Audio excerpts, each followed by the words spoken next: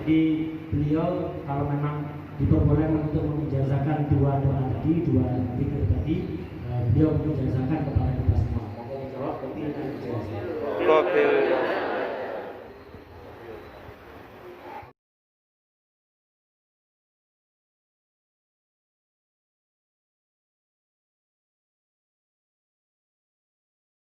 صلى الله على محمد صلى الله عليه وسلم يا نبي سلام عليك يا رسول سلام عليك يا حبيب سلام عليك صلوات الله عليك يا نبي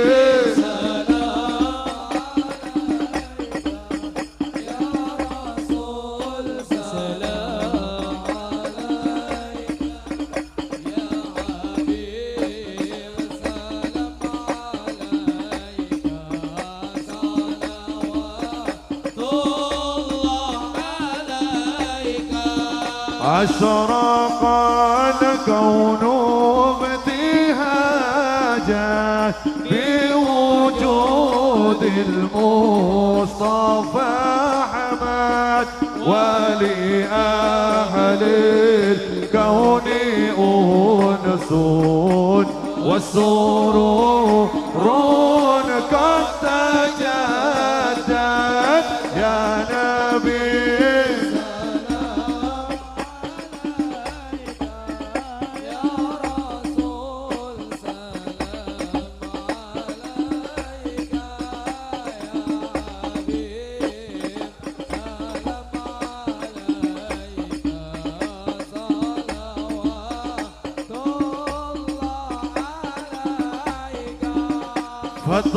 فاضربوا يا حلال المزاني فحزاروا اليوم لغرات واستطيعوا بجمال مقابل حسن تفرد يا نبي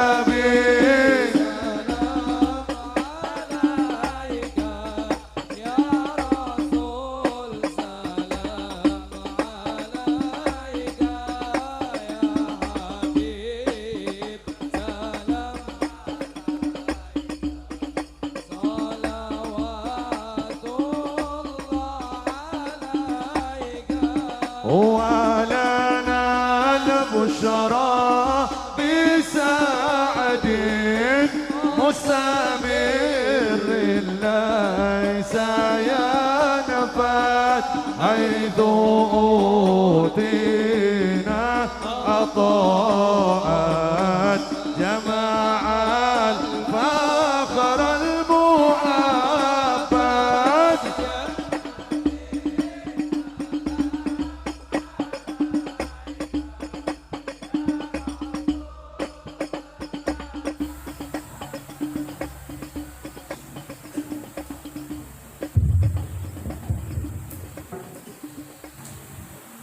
Assalamualaikum warahmatullahi wabarakatuh. Alhamdulillah wa nikmatillah wa la haula wa la quwwata illa billah amma ba'da. Pertama-tama marilah kita panjatkan puji syukur kehadirat Allah Subhanahu wa taala yang mana pada kesempatan siang hari ini kita bisa berkumpul bertatap muka dan alhamdulillah juga dihadiri oleh Al-Habib dari Yaman dan Ustadz yang mungkin satu persatu yang tidak bisa kami sebut ya, ada Ustadz Raharjo, ada Ustadz Multazam, ada Ustadz Sidik dan ada Ustadz yang lainnya. Yang kedua kalinya sholawat dan salam semoga tercurahkan kepada beliau baginda Nabi Muhammad SAW yang mana beliau telah membawa ilmu pengetahuan kepada kita sekalian sehingga kita sekalian dapat menikmati ilmu pengetahuan tersebut dengan risalahnya agama Islam. Alhamdulillah wa syukurillah, pada siang hari ini Al-Habib Abdullah bin Abdurrahman Al-Mundur, beliau dari Yaman, bisa hadir di tengah-tengah kita. Tentunya tidak ada lain, mohon berkahnya Bib, talabul barakatin fi hadzal ma'ad.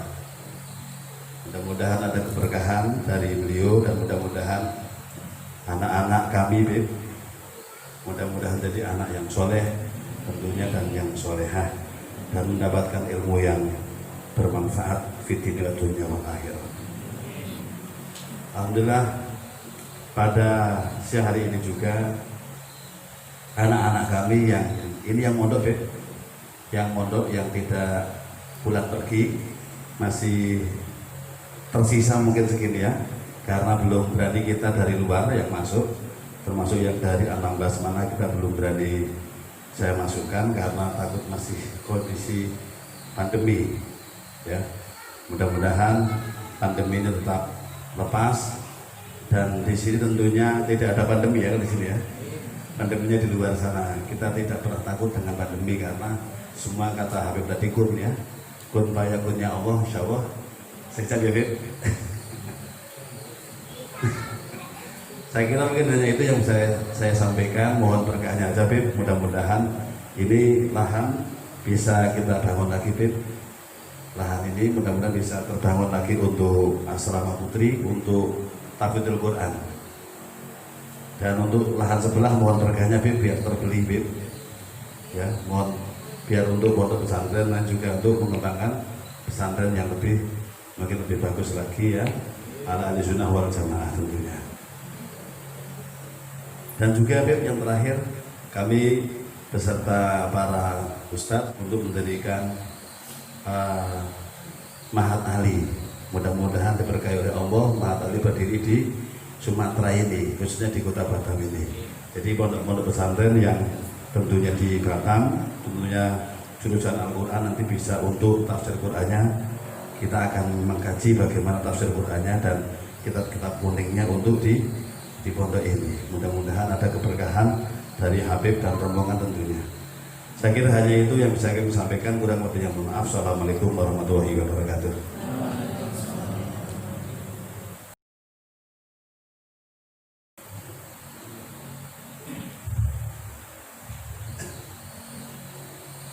Assalamualaikum warahmatullahi wabarakatuh.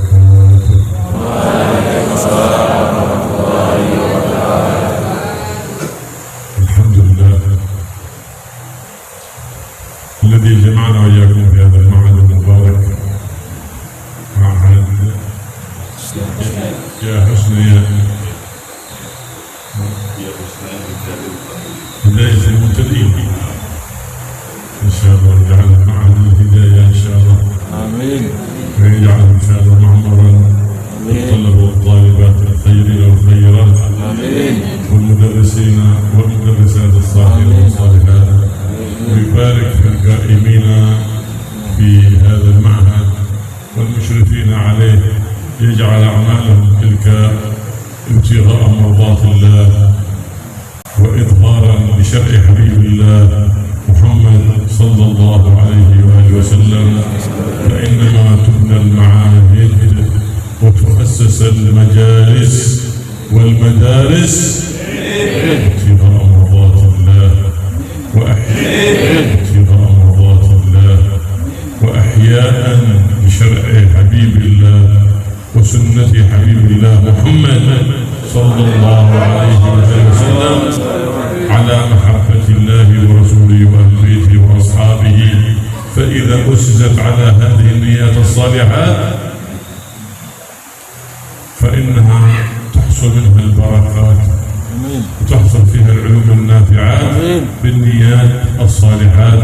فالله يجعل هذه النيات إن شاء الله في هذا المعهد، وننوي فيه بما نوى السلف الصالح من نيات صالحات لتحصل لمن درس فيه أو تعلم أو علم فيه البركات ببركة النبي محمد سيد السادات صلى الله عليه وآله وسلم.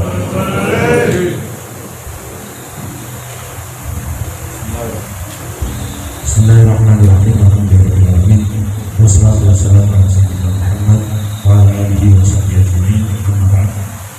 Segala puji bagi Allah Subhanahu wa taala yang telah mengumpulkan kita semua di pondok yang penuh berkah ini, pondok yang Husnaya Hidayatul Muttaqin. Insyaallah Allah akan menjadikan pondok ini sebagai sumber hidayah, diisi oleh santri baik putra maupun putri yang baik, diajar oleh para pengajar baik putra maupun putri yang soleh dan solehan, serta pengurus-pengurus serta pengasuh yang selalu berusaha menampakkan, mensyiarkan agama Allah dengan niat yang ikhlas dan saleh. Karena sesungguhnya pondok itu dibangun, majelis-majelis diadakan, madrasah-madrasah diniyah diadakan, itu tujuannya tidak lain adalah mencari ridho Allah, menghidupkan sunnah-sunnah kekasih Allah Rasulullah SAW. Pondok, majelis ataupun madrasah harus dibangun di atas fondasi kecintaan kepada Allah, kepada Rasulullah SAW, para keluarga serta sahabatnya.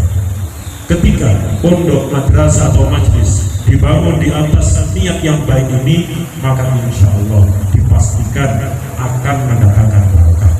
Karena itu kita memohon kepada Allah Subhanahu wa taala, semoga Allah menjadikan niat kita sebagai niat-niat yang salihah, niat-niat yang baik, agar supaya apa yang kita lakukan termasuk pondok pesantren yang dibangun ini akan menghasilkan barokah dengan barokahnya Nabi Muhammad SAW.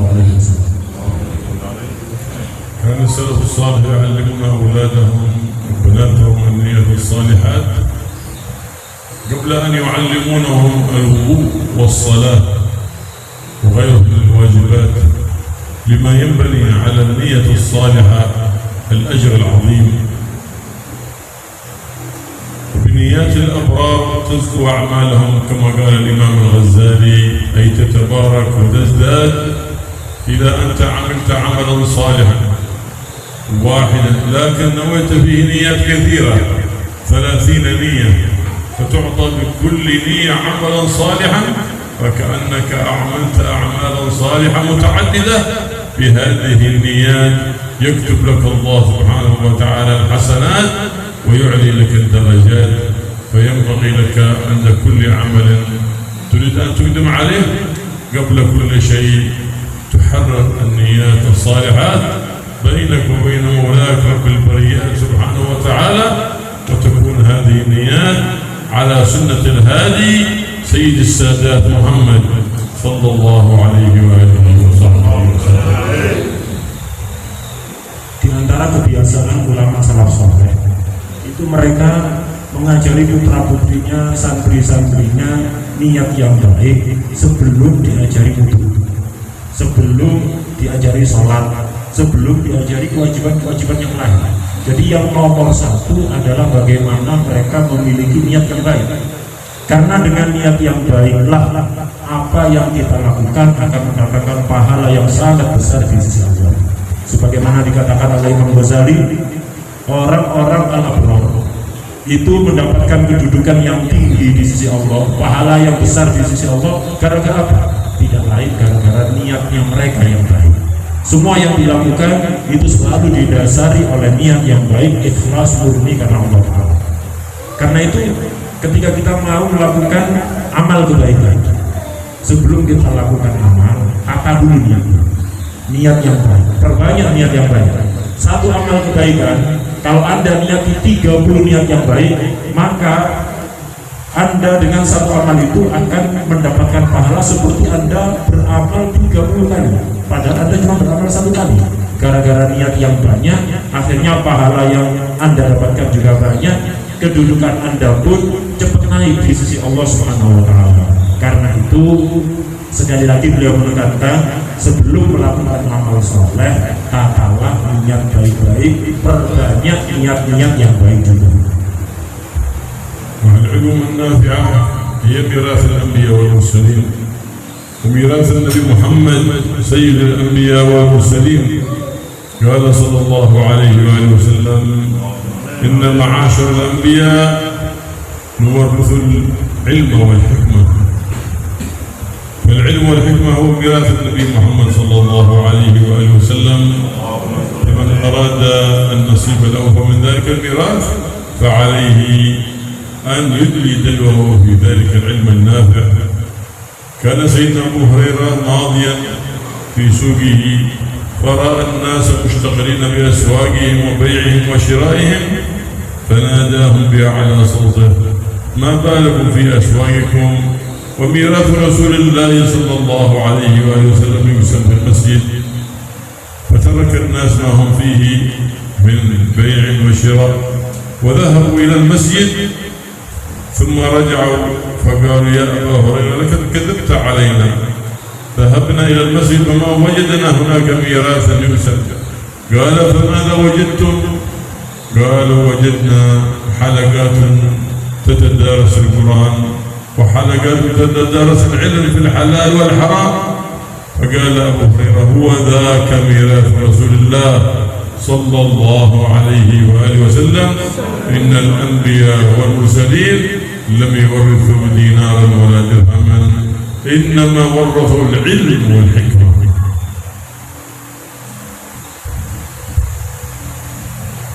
Ilmu yang manfaat, artinya ilmu agama.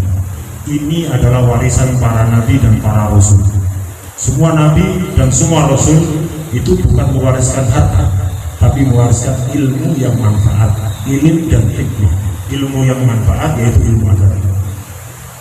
Termasuk juga nabi kita, Nabi besar Muhammad SAW. Beliau tidak mewariskan harta kepada kita, beliau mewariskan ilmu yang manfaat. Karena itu siapapun yang kepingin mendapatkan jatah yang banyak dari warisan Nabi, maka yang serius mencari ilmu. Mencari ilmu agama ini yang serius, jangan asal-asalan. Pernah suatu ketika Sayyidina Abu Hurairah setelah Rasulullah SAW meninggal, banyak orang-orang itu sibuk dengan kerjanya di pasar. Sayyidina Abu Hurairah agak prihatin melihat kenyataannya. Akhirnya Sayyidina Abu Hurairah pergi ke pasar, bikin pengumuman ada di situ, berteriak ada di situ, mengangkat suaranya. Wahai orang-orang, kenapa kalian kok sibuk di pasar sini, susah-susah nyari harta? Gak usah susah-susah, sana di masjid, warisan Rasulullah dibagi secara cuma-cuma gratis. Gak usah susah-susah, di masjid sana warisan Rasulullah dibagi-bagi. Sekarang akhirnya orang-orang yang di pasar berbondong-bondong meninggalkan pekerjaan mereka menuju masjid untuk mendapatkan warisan. Mereka beranggapan warisan yang dimaksud adalah harta benda. Nyampe di masjid mereka melihat mana ada harta dibagi-bagikan. Mereka akhirnya ngomel-ngomel, kesel kepada Abu Hurairah. Akhirnya mereka protes kepada Abu Hurairah, menegur Abu Hurairah. Abu Hurairah, kamu ini pembohong. Loh, emangnya kenapa? Iya, kamu tadi bilang katanya di masjid warisan Rasulullah dibagi-bagikan. Mana ada? Loh iya betul, aku tidak berbohong. Di masjid dibagikan warisan Rasulullah. Tidak ada, kami melihat di situ nggak ada apa-apa. Terus lantas kalian melihat apa di masjid? Kami hanya melihat ada orang tadarus Quran, ada orang mempelajari ilmu halal dan haram, ilmu fikih, ilmu agama. Itu yang kita temukan, ada yang lain. Kata Abu Hurairah, lah itu warisan Rasulullah. Kalian kira apa? Para nabi dan para rasul termasuk Nabi Muhammad SAW itu tidak mewariskan dinar, dirham ataupun harta benda, tidak. Mereka hanya mewariskan ilmu yang manfaat. كل الأحاديث التي تدل على فضل العلم المقصود منها العلم النافع الذي يزيدك رغبة في الخير وأهله ومحبة في أهله وبغضا في الشر وأهله ويزيدك مراقبة لله سبحانه وتعالى في سرك وفي جهرك في ظاهرك وفي باطنك. هذه المراقبة لله سبحانه وتعالى تورث الإيمان واليقين، فيقوى إيمانك ويقينك بالله. فحينئذ إذا خلى القلب عن الوساوس وعن الأوهام وعن أمراض القلوب من حسد وحقد وغير ذلك ورياء وكبر وعجب، فإنه إذا جاء العلم والقرآن يشرك بذلك القلب الصافي، فلا يطرح النور إلا في قلب صافي خلأ عن مراقبة الناس واعتمر بمراقبة الله سبحانه وتعالى، فإن الله سبحانه وتعالى لا ينظر إلى صوركم ولا إلى أجسامكم، ولكن ينظر إلى قلوبكم. هذه معمورة بالصدق، معمورة بالإخلاص لله سبحانه وتعالى، فتكون محل نظر لله. فإذا عمرت بخلاف ذلك بمراقبة الناس ما يقول الناس ولم يراقب الله سبحانه وتعالى، فذاك خرج عن الصراط المستقيم. والصراط المستقيم هو صراط الذين أنعم الله عليهم من النبيين والأولياء والصالحين الذين مشوا على طريق الاستقامة مع الله سبحانه وتعالى، وراقبوا الله سبحانه وتعالى في جميع أقوالهم وحركاتهم وسكناتهم، فلا يتصرفون إلا بعمل يرضيهم يوم القيامة أن يروه، ولم يتكلموا بكلمة إلا ترضيهم يوم القيامة أن يسمعوها. فلهذا إذا قدر الإنسان هذا الميزان وأنه هل يحب أن يراه في ميزانه أم لا، فإن لا كان لا يحب فيتركه، وإن كان يحب فيحمله ويستمر فيه، فذاك هو ميزان العبد جعله الله في ميزان عبده، أي أن كل إنسان ميزانه بيده، يعرف خيره ويعرف شره، حتى إذا عمل الخير قاسه بذلك الميزان. وقد وصفنا النبي محمد صلى الله عليه وسلم على ذلك فقال: البر والإثم علمنا إياه. أما الإثم قال: ما حاك في الصدر، أي في قلبك منه شيء، وكرهت أن يطلع على الناس هذا الإثم. والبر هو الذي تحب أن لو قبضت روحك الآن تحب أن تلقى الله عليه، هذا بر. أما الإثم ما حاك في الصدر وكرهت عليه أن يطلع على الناس. هكذا علمنا النبي محمد صلى الله عليه وسلم الميزان ليقيس الإنسان نفسه حتى يراقب مولاه، بتلك اليقين تقوى القلوب وتنظر لمولاها علام الغيوب بقوة اليقين.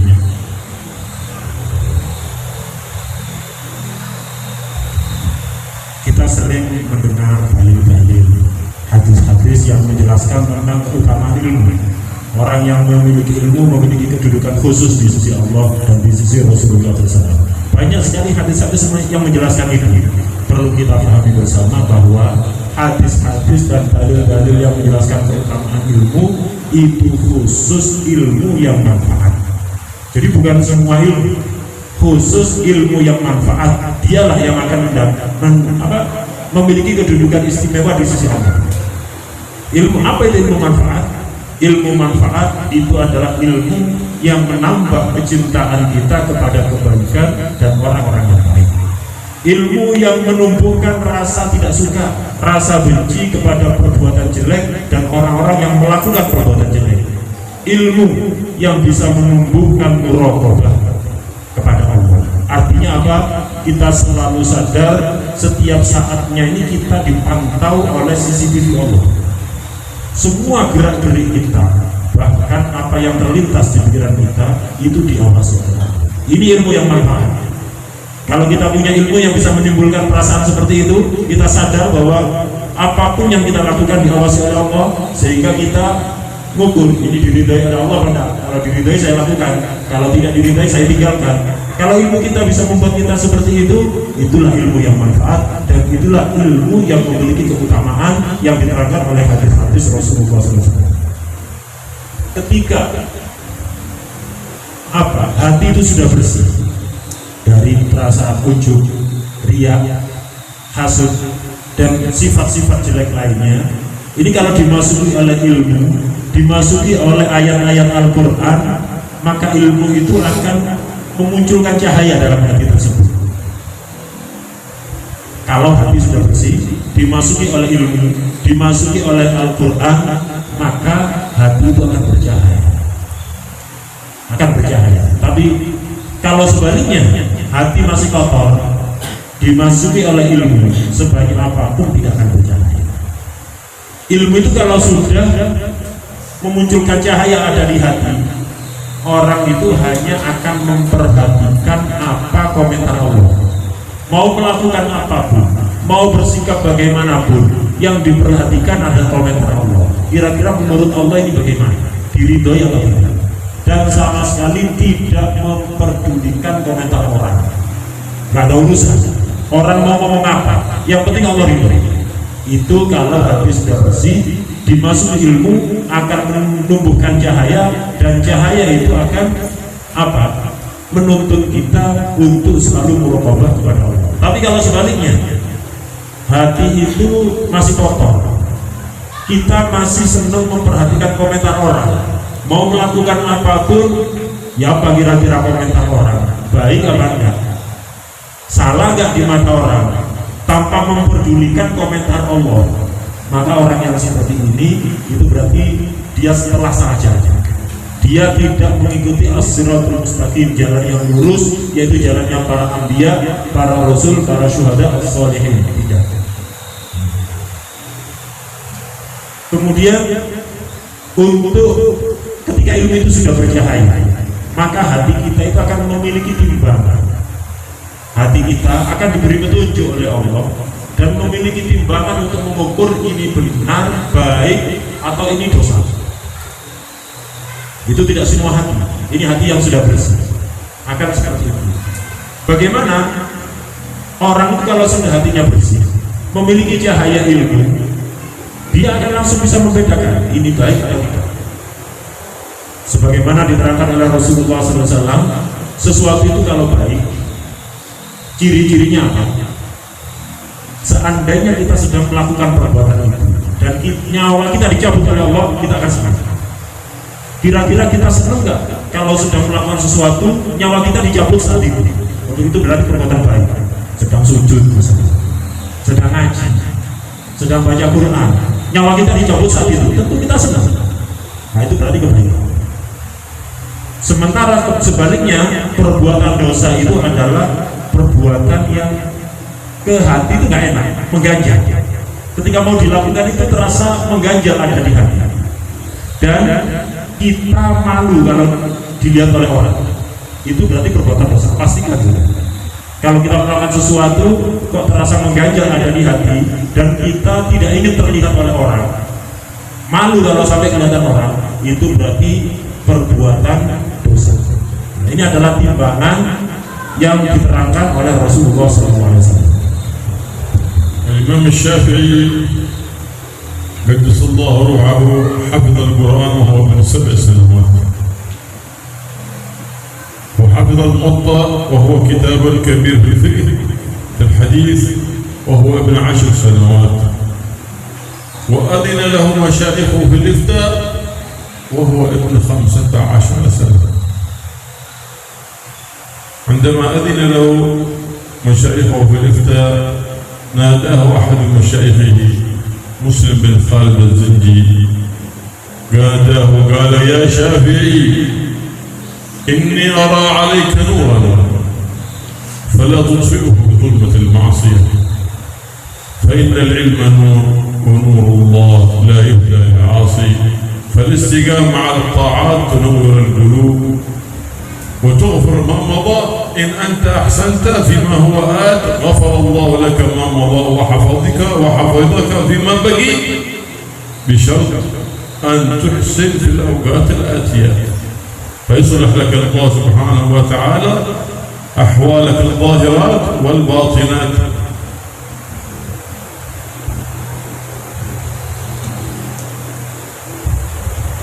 Imam Syafi'i qaddasallahu ruhahu. Ini beliau hafal Quran dari awal sampai akhir ketika masih usia 7 tahun. Dan beliau hafal kitab Muwatta, ini kitab yang sangat besar yang berisi hadis dan fikih. karangan Imam Malik ini beliau hafal di luar kepala, ini kitab besar, ketika beliau masih berusia 9 tahun. Dan beliau sudah diizini oleh para gurunya untuk beriftah, untuk berfatwa ketika usia beliau masih sangat belia, yaitu 15 tahun. Setelah beliau mendapatkan izin untuk berfatwa, salah satu guru beliau memanggil, yaitu Imam Muslim bin Khalid Az-Zinji. Beliau memanggil Imam Syafi'i, wahai Syafi'i, sesungguhnya aku melihat cahaya pada dirimu. Karena itu jangan kau padamkan cahaya itu dengan kegelapan maksiat. Ilmu ini adalah cahaya dan tidak akan diberikan oleh Allah kepada orang yang ahli maksiat. Karena itu kalau kita ingin hati kita bercahaya, istiqomahlah pada perbuatan taat. Selalu isi waktu kita untuk berbuat taat. Ini otomatis akan memunculkan cahaya di hati kita, dan Allah akan mengampuni dosa-dosa kita yang telah lalu, yang pernah kita lakukan, dengan satu syarat, yaitu memperbaiki amal sejak sekarang, dan kita terus bertekad di masa mendatang kita terus melakukan kebaikan. Dengan begitu dosa-dosa kita yang telah lalu akan diampuni semua oleh Allah SWT. أوحى الله سبحانه وتعالى لسيدنا موسى عليه السلام أن علم الناس الخير، تعلم الخير وعلم الناس الخير، فإني مؤنس قبور معلمي الناس الخير إلى يوم القيامة لكي لا يستوحشون. وسيدنا عيسى المسيح عليه السلام يقول من تعلم وعلم وعمل وعلم فذاك يدعى عظيما في ملكوت السماوات والأرض. هذا الثواب العظيم والخير الجسيم، لأن فيه نفع متعدي إلى الغير، وكلما كان العمل الصالح نفع متعدي إلى الغير كان الأجر فيه أكثر. أما هذا يصلي يتعبد لوحده فثوابه له، لكن هذا يتعلم ليعلم ثم يعمل ثم يعلم غيره فثوابه متعدي لغيره، فكان نفعه أعم. لهذا الشيطان يعسر عليه إفساد العقل، فقال لموت عالم واحد أشد وأفرح للشيطان من موت 1000 عالم.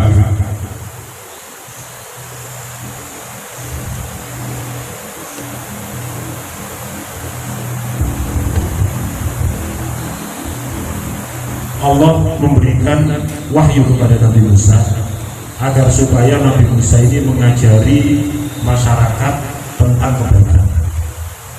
Kata Allah, karena siapapun yang mengajari orang lain kebaikan, maka akan aku hibur dia di alam kuburnya. Ini salah satu balasan bagi orang yang mau mengajari kebaikan pada orang lain. Di kuburannya nanti akan dihibur oleh Allah, tidak akan gelisah, tidak akan bersedih. Nabi Isa juga pernah mendapatkan wahyu yang isinya adalah menerangkan bahwa siapa saja yang belajar sampai akhirnya dia mengerti, kemudian mengamalkan apa yang ia ketahui, kemudian mengajarkan apa yang ia ketahui kepada orang lain, maka inilah yang disebut orang yang terhormat, orang yang agung baik di langit maupun di bumi. Kenapa orang yang mengajari ilmu agama, ilmu yang bermanfaat ini sedemikian tinggi kedudukannya di sisi Allah, sedemikian besar pahalanya di sisi Allah? Karena manfaatnya dia, ibadah yang dia lakukan, manfaatnya bukan hanya kembali pada diri sendiri, tapi menyebar ke banyak orang. Beda dengan orang yang sholat. Kalau ada orang sholat, ini kebaikan, tapi ibadahnya untuk dia sendiri, manfaatnya untuk dia sendiri. Tapi kalau mengajar ilmu agama, manfaatnya untuk dia dan untuk orang lain. Karena itu setan itu musuh besarnya bukan ahli ibadah. Musuh besarnya adalah orang yang mengajari orang lain kebaikan. Ini musuh besarnya. Karena itu kalau ada satu orang alim wafat, meninggal, setan itu gembiranya luar biasa, lebih gembira daripada ada 1000 orang ahli ibadah meninggal. Kalau ada 1000 orang ahli ibadah meninggal, setan gembira, tapi biasa-biasa saja. Dia bakal jingkrak-jingkrak kalau ada satu orang alim meninggal. وحافظ القرآن يجر نفعا لنفسه ولوالديه فقد ورد في الحديث عنه صلى الله عليه وآله وسلم أن من حفظ القرآن دوي والداه بتيجان من نور أضوأ من نور الشمس. بسبب من؟ بسبب الابن الصالح. لكن المقصود بحفظ القرآن هذا وهذا الفضل العظيم في حفظ القرآن لمن عمل بالقرآن وأقام حدوده وحرم محارمه وفعل حلاله واجتنب حرامه. هذا المقصود بحفظ القرآن. فحفظ القرآن وتعلم العلم مرتبة شريفة لكنها خطيرة لمن لم يعمل بالعلم ولم يعمل بما في القرآن. فإن العلم يهتف بالعمل فلا يستقر في قلبك إن لم تعمل به، بل لا يحسب في أهل العلم إن لم يقرن علمه بعمله. فإن لم يعمل ارتحل، أي ذهبت بركة العلم من الإنسان إن لم يقرن العلم بالعمل. كلما علمت مسألة فاعمل بها وعلمها لغيرك، هنا يتبارك العلم فتزداد كل يوم مسألة مسألة مسألة فيزداد علمك كما يزداد جسمك. كل يوم في كبر الجسم من حيث لا تشعر، وعلمك كذلك يزداد من حيث لا تشعر ككبر جسمك. الله يزيدنا علما نافعا وقلبا خاشعا ودعاء سامعا وشفاء من كل مرض وداء. Orang yang hafal Quran ini akan mendatangkan manfaat untuk dia sendiri dan juga untuk orang tuanya. Sebagaimana dalam hadis Rasulullah SAW bersabda, barang siapa yang memiliki anak kok dia hafal Quran, maka orang tuanya akan diberi mahkota dari cahaya yang sangat terang, lebih terang mengalahkan matahari. Tapi keistimewaan ini hanya untuk orang yang hafal Al-Quran dan mengamalkan isi Al-Quran, melakukan apa yang dihalalkan oleh Al-Quran, menjauhi apa yang diharamkan oleh Al-Quran. Ini yang memiliki kedudukan istimewa di sisi Allah. Mencari ilmu agama, menghafalkan Al-Quran, jelas ini merupakan kemuliaan. Akan tetapi juga bahaya bagi orang yang tidak mengamalkan apa yang telah ia hafal, apa yang telah ia ketahui. Karena ilmu itu pasti akan mengajak kita untuk mengamalkannya. Kalau ilmu kita amalkan, setiap hari kita dapat tambahan ilmu baru, kita amalkan, kita ajarkan kepada orang lain. Dengan begitu ilmu itu akan berkembang tanpa kita sadari. Tanpa kita sadar, tiba-tiba ilmu kita semakin luas. Sama seperti kita tiap hari makan, badan kita berkembang, semakin tinggi, semakin gemuk, tanpa kita sadari. Kita tidak sadar, orang lain yang melihat. Begitu juga ilmu. Kalau kita amalkan, maka ilmu itu akan berkembang tanpa kita sadar. Tapi kalau ilmu hanya dihafalkan, tidak diamalkan, maka tidak akan berkembang, akan hilang barokahnya. Mungkin secara zahir ilmunya luas, tapi barokahnya tidak ada sama sekali. النبي صلى الله عليه وسلم يقول رب تال للقرآن والقرآن يلعنه. يقول ألا لعنة الله على الكاذبين وهو يكذب، والكاذب ملعون بنص القرآن وهو إخبار بغير الواقع. يقول في القرآن ألا لعنة الله على الظالمين وهو يظلم. فهو يتلو القرآن ويتلو لعنة نفسه. فينبغي لكل مؤمن إذا قرأ القرآن أن يعظم القرآن وأن يخاطب نفسه بما في القرآن حتى يكون القرآن شاهد للإنسان، فإن القرآن يشفع في صاحبه يوم القيامة.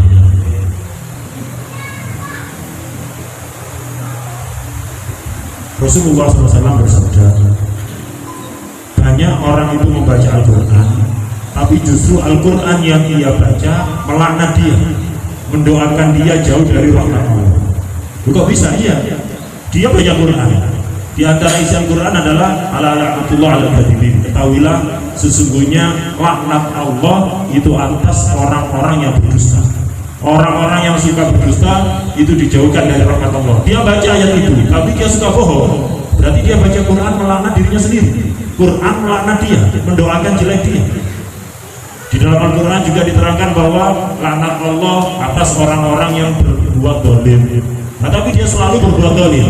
Berarti dia baca Al-Quran, tapi Al-Quran justru mendoakan dia mendapatkan laknat. Karena itu siapapun yang belajar Al-Quran, menghafal Al-Quran, harus memuliakan Al-Quran dan selalu mengajak dirinya untuk selalu mengamalkan apa yang ada di dalam Al-Quran. Dengan begitu Al-Quran akan bisa memberikan syafaat kepada kita kelak di hari kiamat.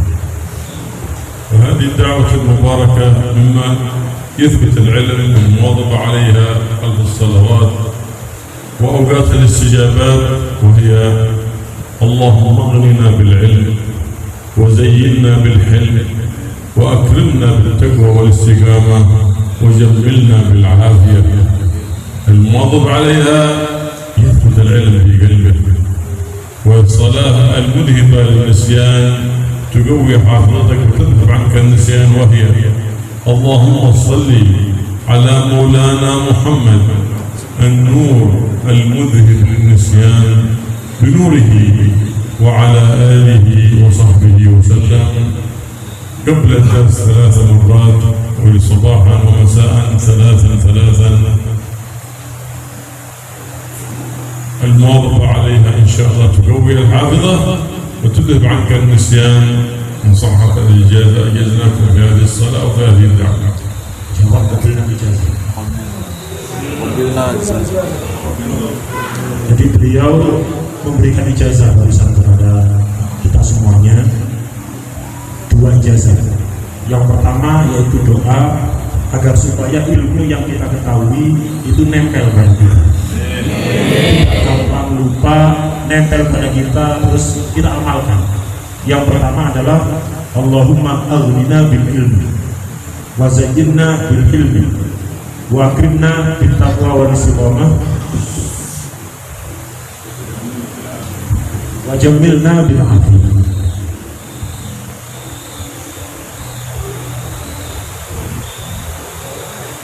Ini sering-sering dibaca, khususnya setelah sholat dan di waktu-waktu istijabah seperti di akhir malam. Ini sering-sering saja dibaca. Saya ulang sekali lagi, Allahumma aghnina bil ilmi, itu direkam nanti bisa dicatat dengan kamunya. Allahumma aghnina bil ilmi wa zayyinna bil hilmi wa akrimna bit taqwa wal istiqamah wa jammilna bil afiyah. Ini biar ilmu yang kita pelajari melekat kuat pada diri kita. Kemudian ijazah yang kedua adalah sholawat anti lupa, sholawat yang bisa menghilangkan lupa kita, yaitu sholawat Allahumma salli ala sayyidina wa maulana Muhammad, Allahumma salli ala maulana Muhammad an-nuril mudhibi lil isyani binurih wa ala alihi wa sahbihi wa sallam. Allahumma salli ala maulana Muhammad an-nuril mudhibi lil isyani binurih wa ala alihi wa sahbihi wa sallam. Ini dibaca sebelum ngaji, sebelum belajar 3 kali, pagi 3 kali, dan setiap sore juga 3 kali. Jadi pagi, sore masing-masing 3 kali, sebelum ngaji, sebelum belajar 3 kali. Insya Allah sedikit demi sedikit lupa kita itu berkurang.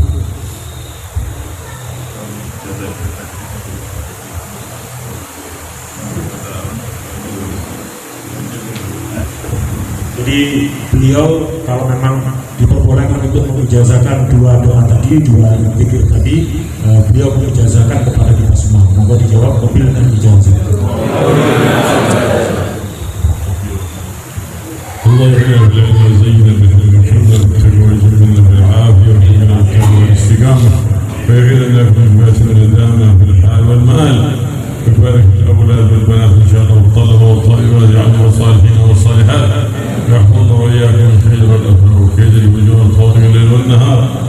وشر النفس والهوى والشيطان واجعل الدنيا بأيدينا لا في قلوبنا ويخلينا وكما كل خلق تبني وحينا وكل خلق حمد كريم بجاه النبي محمد الرؤوف الرحيم يا رؤوف يا رحيم يا حي يا قيوم يا ذا الجلال والإكرام. الله يا من وفق أهل الخير للخير وأعانوا عليه ووفقنا أهل الخير وأعنا عليه.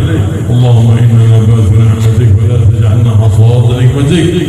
اللهم اصنع عقبنا في الأمور كلها وأجرنا من خزي الدنيا وعذاب الآخرة يا مالك الدنيا والآخرة. اللهم اشف الأمة عن الأمة، اللهم اشف الأمة والكربة. اللهم بارك فينا معانا في المساجد واجعل معانا واجعل مستقر العلوم النافعات في مساجدنا في مصلياتنا في معاهدنا في بيوتنا، واجعل أبواب العلوم النافعات أولادنا وبناتنا أحفادنا وصلواتنا وصالباتنا ونحاصر قلوبنا يا رب العالمين.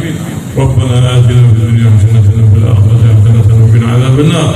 ربنا لا تزغ قلوبنا بعد إذ هديتنا وهب لنا من لدنك رحمة إنك أنت الوهاب. ربنا اغفر لنا ولإخواننا سبقونا بالإيمان ولا تجعل في قلوبنا غلا للذين آمنوا ربنا إنك رؤوف رحيم.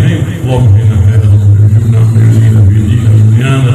صلنا على عدوك وعدونا وتولنا بولك واحمنا بحماك برحمتك يا أرحم الراحمين يا أرحم الراحمين يا أرحم الراحمين. وصلى الله على سيدنا